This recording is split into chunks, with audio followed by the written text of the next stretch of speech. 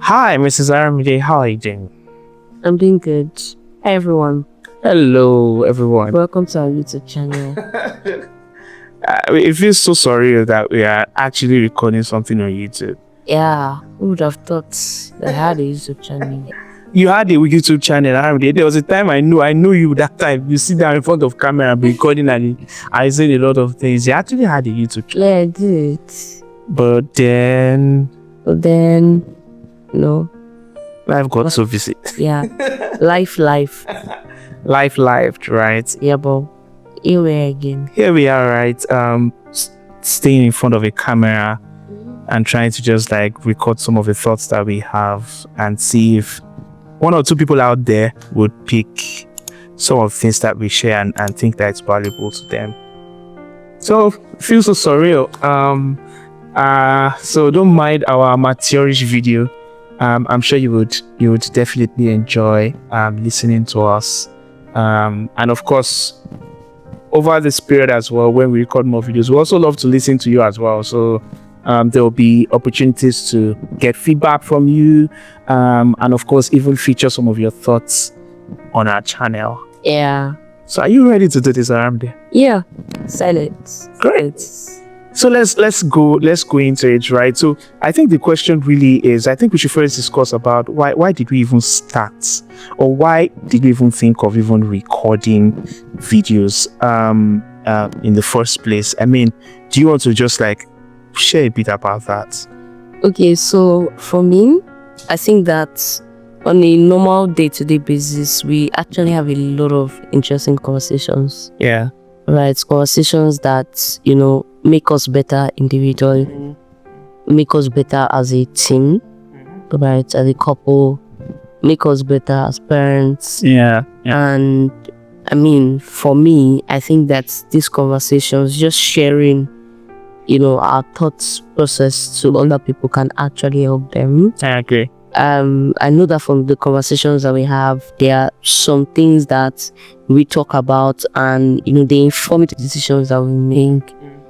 And if we didn't have that conversation or talk about it, then we might have probably made a mistake in doing something. And the fact that we have each other to just as a sounding board. Really has really helped. I know for me personally anyway.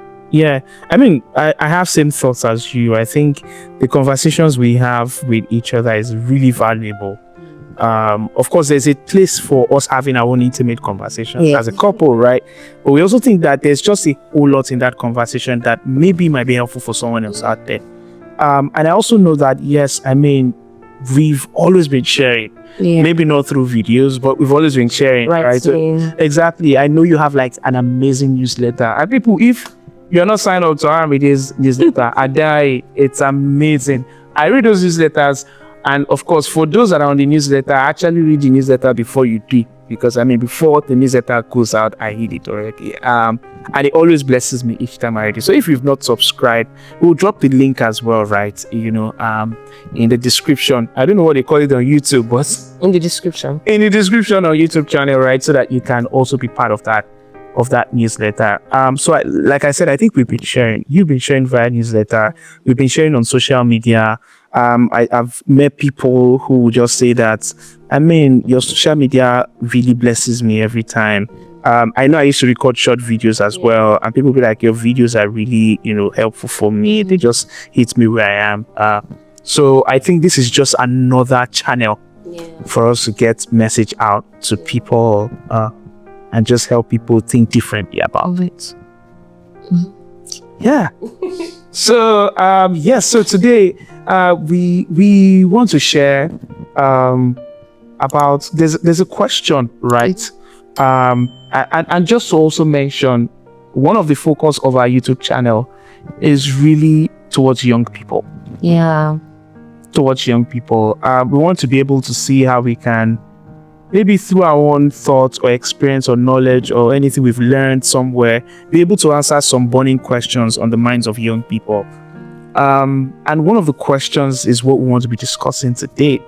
And this is tailored to young people who probably in a professional setting, or people who maybe are students. We've had young people reach out to us. And not just young people, even we ourselves, we've had that question before. Yeah. Right? Especially for young people who are Christians, who are believers, who pray. You have young people just like say, I applied to this job opportunity that I think I'm best suited for. Or I applied to this scholarship opportunity, or to this program, or to this fellowship, and I think I'm best suited for it. I put in my best in the application, right? Everything that is said to be done, I did it. And then I didn't just stop there, but I also prayed. I prayed so hard, I prayed earnestly, but then it was love letter that came out. I didn't get the opportunity. And they're like, what happened? Like, is it that God is not, like, God does not answer those kind of prayers, or is this something wrong with them as young people themselves? And so a lot of people sometimes even lose their confidence when they go through things like this. So I think that, we have some thoughts that I want to share that regard, because it's something we've experienced as young people ourselves. We've applied to things and we did not get it. Very well. Exactly. Right. And we think it's just something that we should also talk about. So, but I'll just say, Aramide, like, what are your initial thoughts about this question? So, to be honest, I think rejection is normal. Like, it's a normal phrase. Like, it's not even just a phrase. Yeah. It's like, it's a reoccurring season, right? It's a reoccurring phrase that can come, right? There are so many cases in the Bible where people were rejected. Even Jesus Christ was rejected by his own people. Wow. I didn't even think about that. I thought you did not think about that. Wow. Even Jesus Christ was rejected by his own people. Yeah. Right. And of course, most of the rejections that we actually face now, sometimes you collect rejection and you cry. Like, you first cry for like 1 minute or 3 minutes before you're like, God of mercy. I did my best for this thing. Right. Most of the rejections that we get are external. Yeah. They're from external people, like people that don't know us and we don't know them. But you can imagine Jesus from the people. Yeah. That was why it was rejection I faced. Right. So that's just in the New Testament. In the Old Testament, we had a lot of people that were rejected. Joseph was rejected by the brothers, sold, and there's the prophet Isaiah that was also rejected, and that our pastor.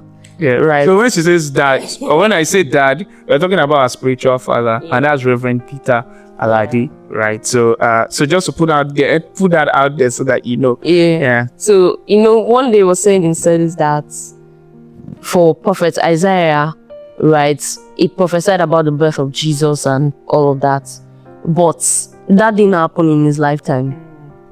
And so, of course, a lot of people might have thought it was a false prophet because you have prophesied about this thing and it did not happen. So that means maybe for his children, maybe they would have mocked his children that that is a false prophet.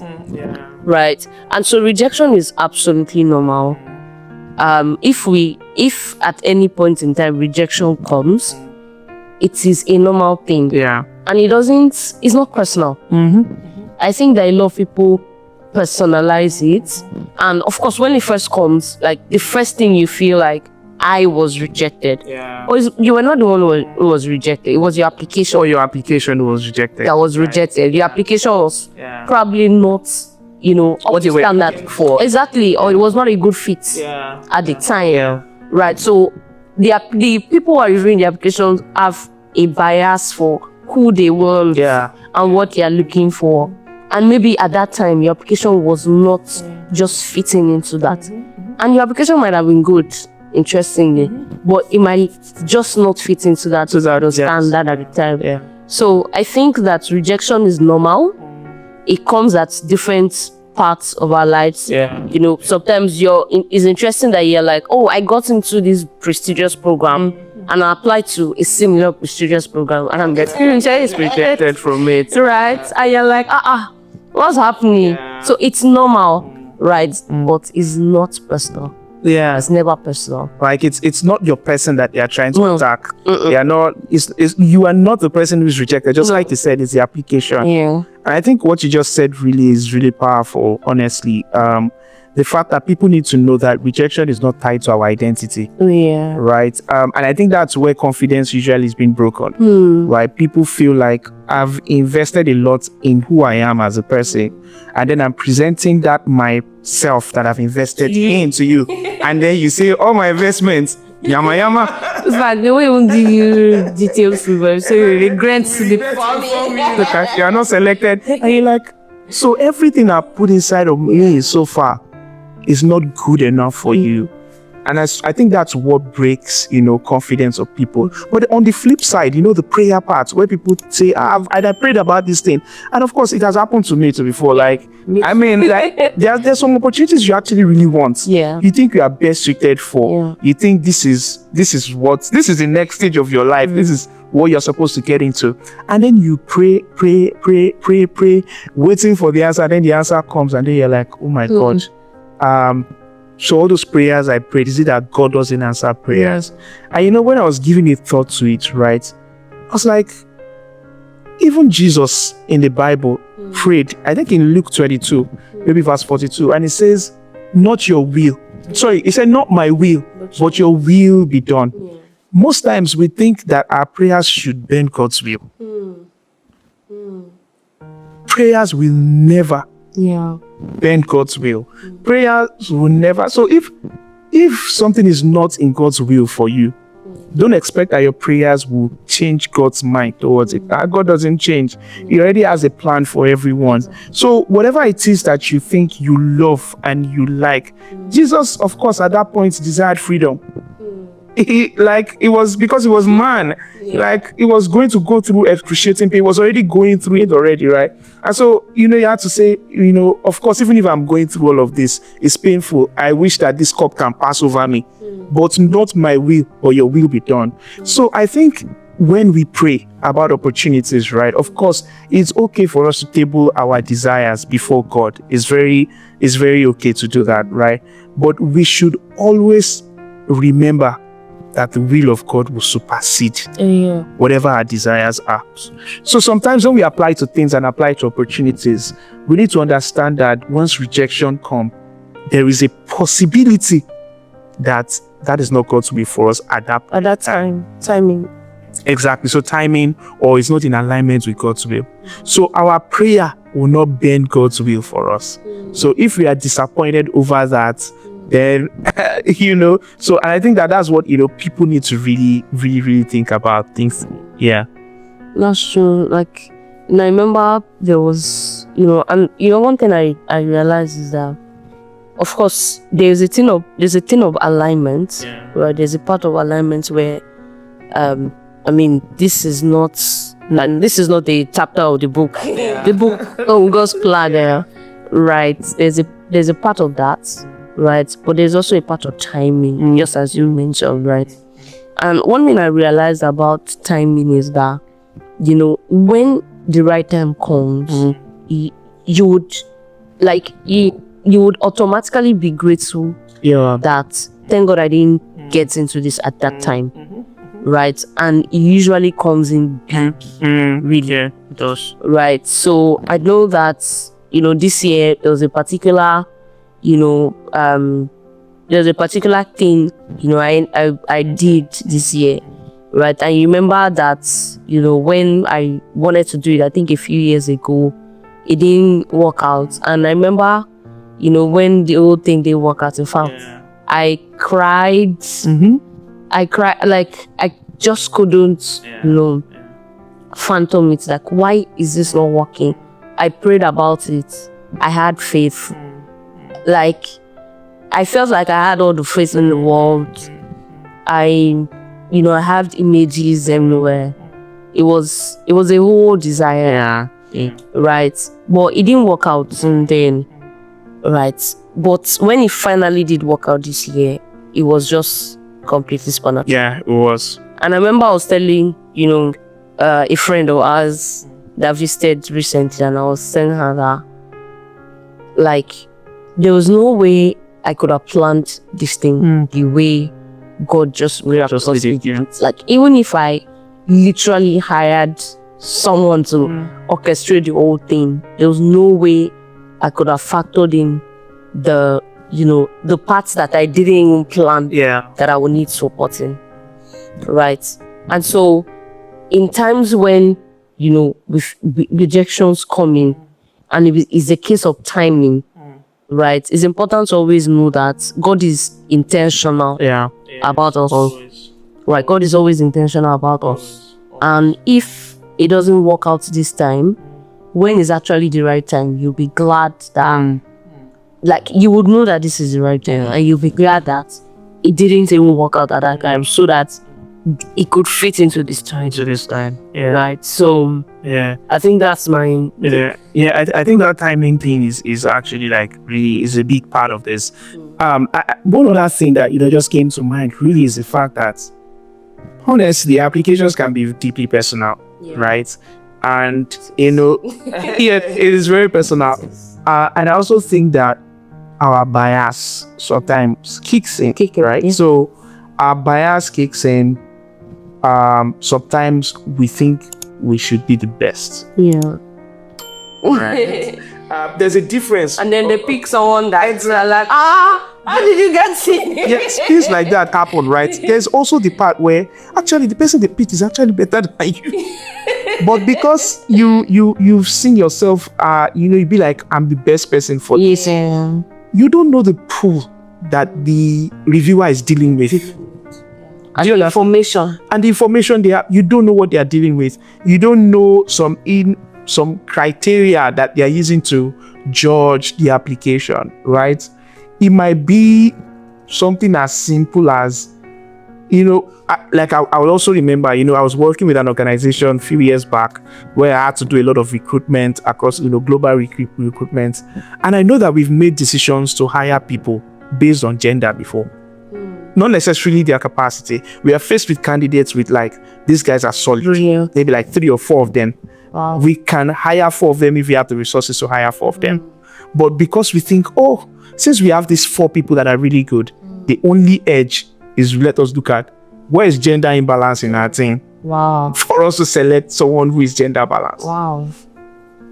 Now, anybody in that situation will be like, and didn't get selected, did not know that we used gender to make selection. Now, if they go ahead to beat themselves down based on that. Wow. So you're not exactly. So you're not in the mind of the reviewer.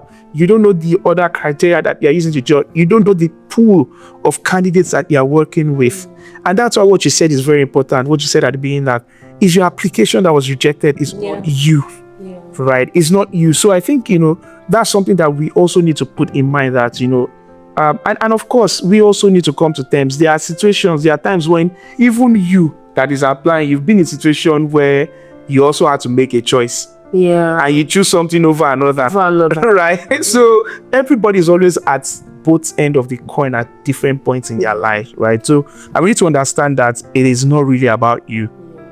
It's not something personal. It's not that anybody has a vendetta against you. It's just that maybe it's not the right timing. Or maybe it doesn't align with God's will. Or maybe you're not just even good enough.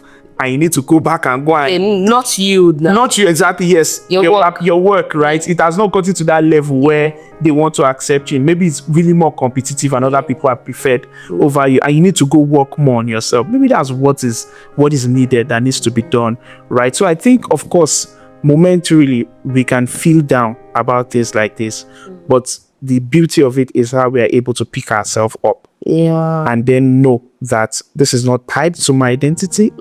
It's not tied to who I am. It's just my application that was rejected at that point in time, and I need to know why it didn't work so that I can get prepared the next time. And I think that a lot of people need to, of course there are different reasons why people do the work that we do. Right, I can speak for myself anyway. I don't do the work that I do for any external recognitions, but I think it's important that a lot of people, need to be established in why they are doing what they are doing. Because I know that there are times that when people face rejections, they just feel, demotivated and they're like, well, I'm not even doing this work again, right?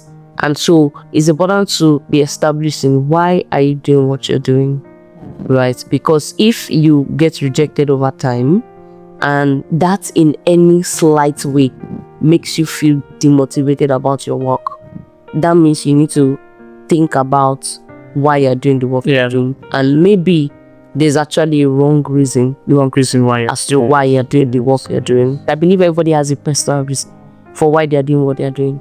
And if you're able to clearly establish that and always remind yourself of that, the rejection should not in any way, affect your motivation to showing up at the work you're doing. And I also think that, if you actually process rejections well, you'll be able to show up for other things better.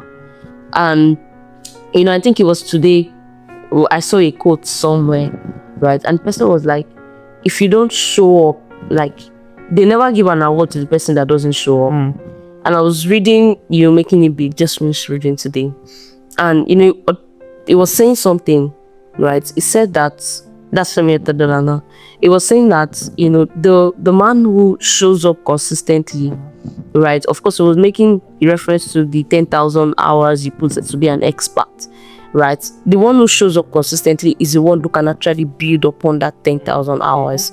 And that person has a better chance of becoming an expert than someone who doesn't show up consistently, right? And I realized that if you allow rejection that you face today to actually affect your ability to show up excellently to do the work you're doing, then it's actually going to affect your ability to, get acceptances. And I noticed that, there are times when people get rejected over time for a long period of time. But it just seems like at a particular period of time, it looks like they're getting into everything. Yeah. And so it makes me always think about, that means in the process when they were rejected, there was no way that rejection that they got deterred them from building the work they're doing and showing up excellently. They continue to show up excellently. And because of that, it just gets to a point where, when a bucket is under a tap, if it keeps dripping, it just gets to a point that it overflows automatically. You know how, right? And many times I've noticed that actually, that people get to that point and it looks like, and the way fellowship works is that it looks like sometimes your track record into getting into other programs or getting accepted into things actually opens more doors for you. Like, they feel like, oh, if this person got this and that and this and that and this and that, this person has to, know their onions, and doors keep opening, right? So my point is don't allow rejections to take you away from showing up excellently at what you're doing. So I think the point that you just mentioned here is like, I think is very important, because I feel like we said, people's confidence get broken, right? And then they feel like, I've had conversation with people and they're tired to even apply to things again. Maybe they've applied to a particular scholarship 3 years in a row and they didn't get, like, they're tired, they're not doing it again. And the truth is, you can't get tired, because there's also the flip side to it, where people are saying that, okay, if you say this is not God's will for me, right, does that mean that I should only be looking for, of course you should only look for what God's will and follow it, right? But the truth is, just like you said, you need to show up consistently, right? Sometimes, like I used to tell people, what you win in an application is not really only the congratulations that you get, right? First of all, you win clarity. If you ever sat down to write an application yourself, it helps you think through, and then of course become more clear on what you're doing, on your work, on who you are as a person. Those application questions help you reflect on who your person is, right?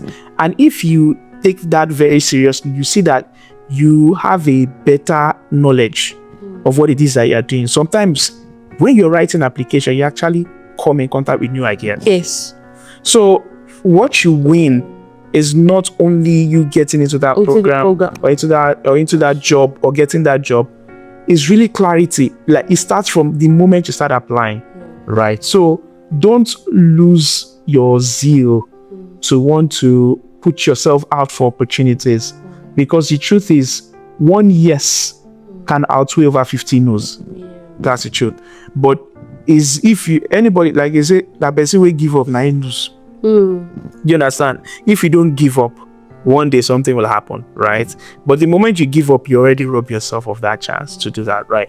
And you know, of course, this thing about prayer, right? For me, I think that, you know, the most important prayer, I'll pray for wisdom more than I'll pray for the success of something that I've gone ahead to do, right? I'll pray for wisdom to do it better, right? Because I know that if that wisdom is supplied, you know, said if any of you lack wisdom in James, right? Pray, and then of course, you know, pray to God who will give you, you know, that wisdom. So I'll pray for wisdom first before I now pray for success of something. So I think we need to also prioritize the wisdom of God when we are applying to things, because this is, look at Daniel, for instance, Daniel 3, Daniel 6, it was preferred among, why? Because the wisdom of God was in him, right? At that period, they were not even, of course, they also had applications, because they were like, you know, Selected for exactly, they were selected for this thing, right? So, but of course, the wisdom of God, you know, made Daniel stand out. It singled Daniel and his brethren out. So the wisdom of God is very, very important. So instead of you, after you've done everything you want to do in your own wisdom, you now start praying so that God will change his will, or so that something, initially just pray for wisdom first, right? Before make it a habit to pray for wisdom before you jump into maybe applying for anything, right? And of course, God will guide you, right? In fact, God can guide you to not even apply to it, right? Because God thinks that, God opens your eyes to see that, oh, this, I thought this was aligning before, but it's actually not aligning, right? And God can guide you to actually, you know, applying well and doing well. So I think we've said quite a lot today. And I hope that this has been very helpful for people who have listened today. Mind you, this morning I got a rejection, so I just want people to know, like, and to you know, to see how it takes. I think about one processing rejection in a very interesting way. Right. I remember, you know, I think this was 2019. I think. No, don't say that. It's 2020. Mama got rejected at the end of 2019. Mama got rejected, you know, on something, and he went on a shopping spree. He was shopping. Like, what, you know, when they reject you, you first sit down, you first drink water, you know, you first think about your life and your destiny. But he went to shop. Yeah, because I remember that day, I laughed. Oh my God, I laughed. And it just went that the thing he bought is still in this. Yeah, I'm not serious. I mean, don't go there. Every time, you know, I see it, I just laugh over. I just relive the moment, because I'm like, I mean, this is actually a very interesting process of rejection, and it still does it, you know, like, every time my husband gets a love letter, it just feels like bias. Maybe that was why he wanted to order so much of it. It just, you know, it just, I don't know, maybe it's a likeness to know it's a process. I just think that it's just like, life moves on, let's enjoy life. Because at that point in time, you can't afford to be sulking. If you sulk, you're just going to go further down in that rabbit hole, right? So it's just like, just make your mood like, okay, if you rejected my application, make I go enjoy my life. Do you understand? So I mean, I feel like it's just a process for me to just like know that, I mean, the fact that you rejected my application doesn't mean my life should not move on. Doesn't mean, so it's just me like really saying that, yes, I value me. Do you understand? I take care of me, right? So and it's very important, you need to take care of yourself. Yeah. Right, especially in moments when it feels like something external wants to creep into, you know, your mood and creep into you, because at the end of it, we have to do joy and be happy. Okay. So whatever way you can do, for me, it might be like finding something to eat, or go or buy something that makes me happy, right? For you, it might be something else. For some other people, they just start rejoicing and singing and worshiping. Like me. Yes, for some other people, they might just go out to a cinema to watch a movie. But whichever way, just make sure that you don't find yourself in a place where you now begin to sulk. Yeah. And then, feeling down for the whole day. Exactly. So, I hope that you have gotten one or two things from our talk this evening, and I hope our first video was worth it. To people. So of course we'll have more videos that we'll be sharing soon, so you guys watch out on our channel. We'll be back with much more videos, and much more better videos as well, right? But I hope that today has been very helpful. I hope that today has, discussion we had today has really blessed you. Another thing we also want to say is that if you have any topic you want us to discuss, please put it in the comment section. We'll be looking at the comment section always. You can also send us an email. We'll have our email in the description for you to reach us with those questions or with those thoughts, and we are happy to share what we think about it. So Aramide, any final words on this episode? Okay, so I know that this is, application system, especially for people who, are trying to go to school, for masters, PhD. I know that there are also quite a number of fellowships that are open, right? There are always applications out anyway. So if you have faced rejection before, right? If your application has been rejected before, this is another opportunity for you. Right? And you never really know what can happen. And there's a quote by Michael Jordan that says you lose 100% of the shots you didn't take. Yes. Right. So the one who doesn't show up cannot win at all. So show up and trust God that you are able to win. Yes. Yeah. We're rooting for you. So go out there. Don't shut yourself out of the opportunities that are just tremendously available. And of course, go out there and win. We're rooting for you. Yeah. See you in our next video. Make sure you subscribe. Yeah, please subscribe. Subscribe. Yeah. All right. Bye. Bye.